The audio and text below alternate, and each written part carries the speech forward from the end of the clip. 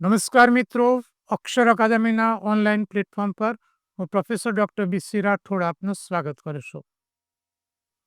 દર મહિનાનું જે કરંટ અફેર્સ છે એ અંતર્ગત આજે આપણે એપ્રિલ 2025 દરમિયાન થયેલ નિમણૂક અંગેનો કરંટ અફેર્સ આજે આપણે જોઈશું.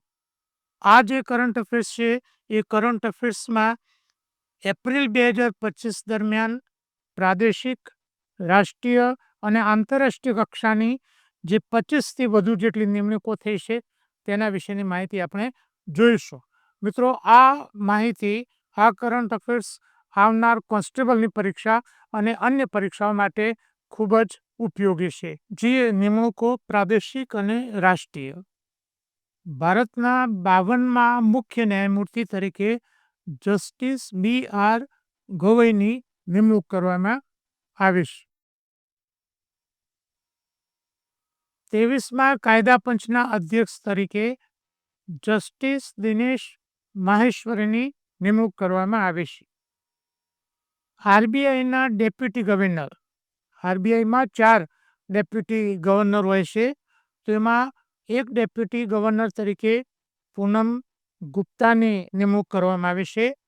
જ્યારે રવિશંકર એ ડેપ્યુટી ગવર્નર છે જ, પણ એમનો કાર્યકાળ 1 વર્ષ લંબાવવામાં આવે છે. પેન્શન ફંડ વિનિયામક અને વિકાસ પ્રાધિકરણના અધ્યક્ષ તરીકે શિવ સુબ્રમણ્યમ રમણની નિમણૂક કરવામાં આવી છે. જમ્મુ કાશ્મીર અને લદ્દાખ હાઈકોર્ટના મુખ્ય ન્યાયમૂર્તિ તરીકે જસ્ટિસ અરુણ પલ્લીની નિમણૂક કરવામાં આવી છે. Indian council of agricultural research, જેનું શોર્ટ ફોર્મ છે ICAR, ના ડાયરેક્ટર જનરલ તરીકે મંગીલાલ જાટની નિમણૂક કરવામાં આવી છે. મઝગાંવ ડોક શિપ બિલ્ડર્સ લિમિટેડના ચેરમેન અને મેનેજિંગ ડિરેક્ટર તરીકે કેપ્ટન જગમોહનની નિમણૂક કરવામાં આવી છે. ભારતીય વીમા વિનિયામક અને વિકાસ પ્રાધિકરણના સદસ્ય તરીકે સ્વામીનાથન એસ અય્યરની નિમણૂક કરવામાં આવી છે. ડીબીએસ બેંક ઇન્ડિયાના એમડી તરીકે અબુજ ચંદનાની નિમણૂક કરવામાં આવી છે. ફિક્કીની મીડિયા અને મનોરંજન સમિતિ દક્ષિણના અધ્યક્ષ તરીકે અભિનેતા કમલ હસનની નિમણૂક કરવામાં આવી છે. નેશનલ પેમેન્ટ કોર્પોરેશન ઓફ ઇન્ડિયાના એમડી તરીકે સોહિની રાજોલાની નિમણૂક કરવામાં આવી છે. બોમ્બે સ્ટોક એક્સચેન્જના ડેપ્યુટી સીઈઓ તરીકે વિરલ દાવડાની નિમણૂક કરવામાં આવી છે. અખિલ ભારતીય નેત્રરોગ સોસાયટીના ઉપાધ્યક્ષ તરીકે ડોક્ટર મોહન રાજનની નિમણૂક કરવામાં આવી છે. ઓટોમોબાઈલ લેમ્બોર્ગિની ઇન્ડિયાના પ્રમુખ તરીકે નિધિ કૈસ્થાનીની નિમણૂક કરવામાં આવી છે. ઇન્ડ બેંકના ડેપ્યુટી સીએફઓ એટલે ચીફ ફાઇનાન્શિયલ ઓફિસર તરીકે સંતોષ કુમારની નિમણૂક કરવામાં આવી છે. દિલ્હી મ્યુનિસિપલ કોર્પોરેશનના મેયર તરીકે ભાજપના ઇકબાલ સિંહ એ ચૂંટાઈ આવ્યા છે. હવે આપણે રમત જગત ક્ષેત્રની નિમણૂકો જોઈએ તો ભારતીય વેઇટ લિફ્ટિંગ મહાસંઘના અધ્યક્ષ તરીકે મહિલા ખેલાડી મીરાબાઈ ચાનુની નિમણૂક કરવામાં આવી છે. આઈસીસી પુરુષ ક્રિકેટ કમિટીના અધ્યક્ષ તરીકે સૌરવ ગાંગુલીની ફરીથી નિમણૂક કરવામાં આવી છે. એ જ રીતે આઈસીસી પુરુષ ક્રિકેટ કમિટીના સદસ્ય તરીકે VVS લક્ષ્મણની નિમણૂક કરવામાં આવી છે. આ નિમણૂક પણ ફરીથી કરવામાં આવી છે.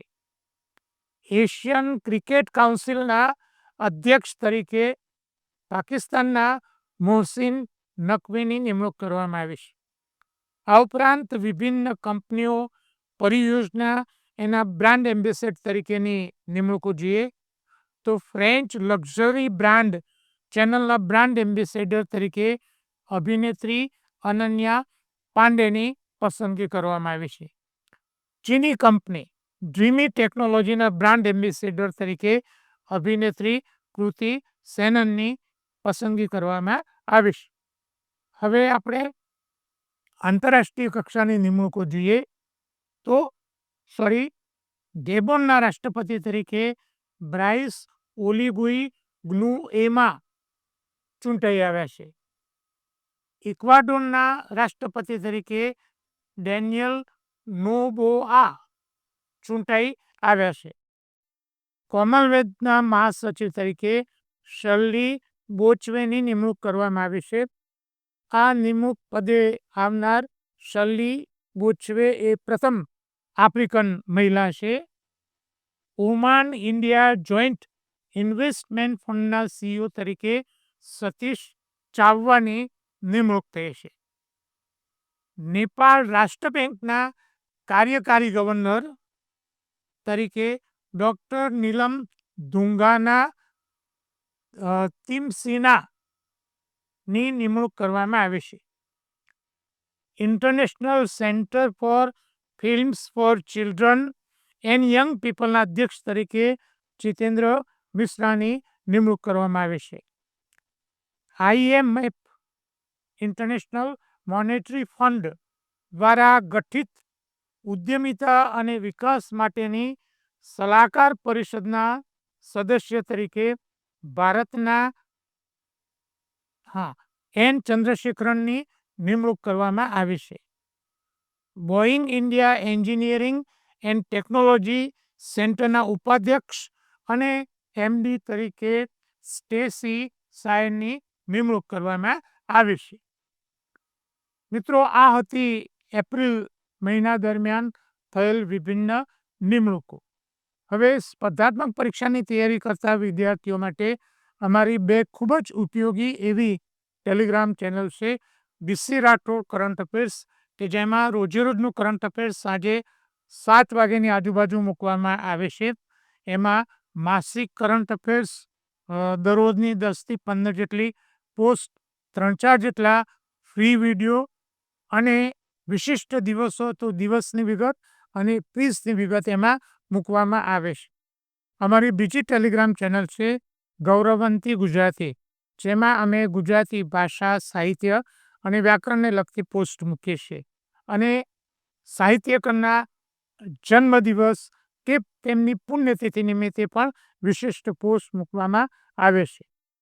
હજુ સુધી જો તમે અમારી આ બંને ટેલિગ્રામ ચેનલમાં જોડાયા ન હોય તેમાં જોડાઈ જવા વિનંતી છે. વધુમાં અમે અમારું મેટર ઇન્સ્ટાગ્રામ અને ટ્વિટર ઉપર શેર કરીએ છીએ, તો અમારા બંને પ્લેટફોર્મને ફોલો કરવા વિનંતી છે. વધુમાં આજનો આ વિડીયો આપને પસંદ આવ્યો હોય તેને લાઈક કરીને શેર કરવાનું ભૂલતા નહીં. અને હજુ સુધી જો તમે અમારી આ ચેનલને સબસ્ક્રાઈબ ન કરી હોય તો ચેનલને સબસ્ક્રાઈબ કરી દેશો અને બેલ આઇકોનને ચાલુ કરવાનું ભૂલતા નહીં.